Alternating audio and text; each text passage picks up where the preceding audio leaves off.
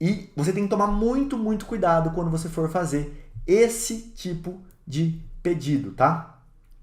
Por que, Rodrigo, eu tenho que tomar cuidado quando eu vou fazer esse tipo de habeas corpus, esse tipo de pedido? Porque, pessoal, se não tem nem o laudo de constatação preliminar, a probabilidade de não ter o laudo de constatação definitivo é grande. A probabilidade do pessoal ter se perdido lá dentro, desse laudo ter sumido, a probabilidade disso acontecer, ela é muito, muito pequena, tá? De ter esse laudo, outro laudo. Se nem o preliminar teve, eu não sei o que aconteceu lá dentro. Alguma bagunça aconteceu. Quando eu faço esse tipo de pedido, eu chamo a atenção para que seja feito um laudo definitivo da droga, tá? E pode ser que não tinha esse laudo definitivo. E se não tinha esse laudo definitivo, ele vai virar uma tese. E eu até oriento as pessoas a não utilizarem isso como tese em alegações finais.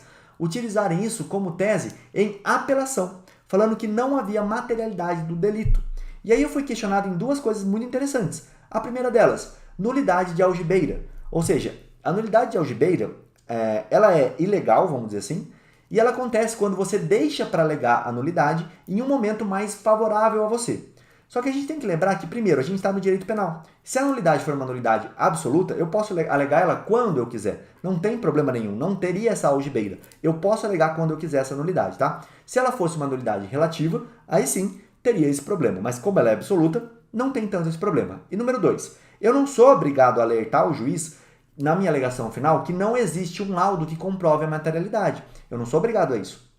Quando o juiz dá a decisão dele e ele não reconhece que não tem a materialidade, eu posso sim, em apelação, falar, olha, não tinha materialidade. O promotor não juntou esse laudo até o momento que ele poderia juntar para comprovar a materialidade de uma sentença. E aí você pode perguntar para mim, Rodrigo, tudo bem, e esse laudo então, se o promotor juntar esse laudo na contra-razões dele, do seu recurso, tá? Se ele falar, não, tem um laudo sim, o laudo está aqui, e junta. Ele não está colocando o laudo dentro do processo, ele estaria. Ele pode fazer isso? Em tese ele poderia, porque você pode juntar documentos em qualquer fase processual. Ocorre que a sentença que foi dada dentro deste processo, ela é completamente nula, porque a materialidade desse delito só apareceu em uma apelação. Tá? A materialidade dele não apareceu em um momento anterior a isso. Então, a sentença é a mesma coisa que eu falei para vocês do flagrante, quando o laudo preliminar vem depois. Exatamente a mesma tese, tá? Se o laudo de constatação definitivo veio depois, e esse laudo foi feito depois da prisão, os dias em que o réu ficou preso e foi ilegal, ele tem que ser solto. O juiz pode decretar a prisão depois de novo? Pode, com outra fundamentação. Aí ele pode, sem problema nenhum, ele está decretando uma nova preventiva. Agora, aquela preventiva inicial, ela é ilegal. Não é o laudo posterior que convalida ela. Mesma coisa aqui. Se eu tenho uma sentença que é nula, porque não é nem nula, se eu tenho uma sentença que não tem materialidade delitiva, essa materialidade não pode vir depois dela. Então o que eu vou falar para os desembargadores é justamente isso. Olha, por mais que o promotor tenha juntado este possível laudo dessa droga agora em contra-razões, no momento em que ele foi condenado, não havia prova. E se ele quer abrir um novo procedimento, aí é problema dele. Eu não estou recorrendo, e esse é outro ponto importante, tá? Quando você faz isso. Eu não estou recorrendo para decretar a nulidade da sentença. Eu estou recorrendo para absolver o meu cliente, porque quando ele foi sentenciado, não havia materialidade delitiva.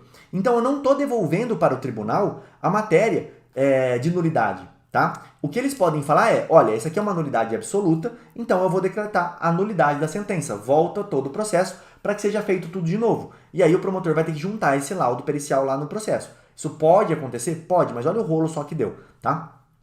Então são todas tentativas aqui.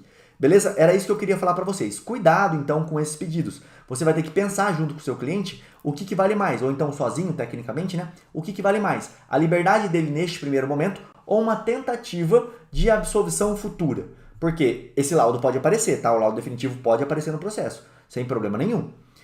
E as considerações são essas. E outra coisa legal, quando junta esse laudo lá em apelação, e a gente tem uma apelação minha que eu mostrei sobre esse tema, mas quando junta da comunidade, quando junta esse laudo posterior, você pode pedir, quando o promotor aparecer com esse laudo, uma contraprova. Olha, eu quero o material para ser feito uma contraprova. Por que você quer uma contraprova? Porque eu não tenho certeza que esse laudo que apareceu depois de tanto tempo assim, seja realmente um laudo que existiu naquela época. Eu quero uma contraprova, eu quero ouvir esses peritos, eu quero saber se eles realmente fizeram esse laudo. você pode questionar a veracidade desse laudo, tá? E aí, provavelmente, essa droga já foi inteira incinerada. Não tem mais elementos para fazer contraprova, tá? Porque já passou tanto tempo até chegar nesse imbróglio todo, que talvez você não consiga produzir essa contraprova. E aí gera uma dúvida sobre a validade ou não, a eficiência ou não daquele laudo. Claro que o perito ali, inclusive se ele for um perito nomeado, ele vai ter uma fé pública, mas é uma forma de você tentar demonstrar que não foi feito esse laudo preliminar, que ele apareceu depois por algum motivo.